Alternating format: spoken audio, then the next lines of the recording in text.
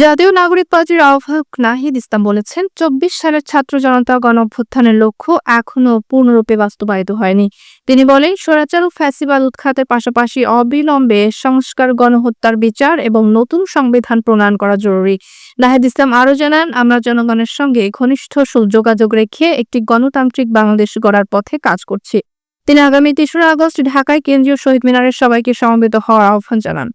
এই গণঅভ্যুত্থানের অন্যতম প্রধান দাবি ছিল যে এই ফ্যাসিস্ট সরকার, যে এই ফ্যাসিস্ট বাহিনী এই ধরনের হত্যাযজ্ঞ করেছে, 16 বছরে মানুষকে নির্যাতন করেছে, অনেক গুড়া গণহত্যা করেছে, মানুষের টাকা লুট করেছে, সেই ফ্যাসিস্ট সরকার এবং তার বাহিনীর বিচার করতে হবে। আমরা শেখ হাসিনা সহ আওয়ামী লীগের যারা বিভিন্ন সন্ত্রাসীরা রয়েছে তাদের বিচারের দাবিতে আমরা রাজপথে নেমেছি।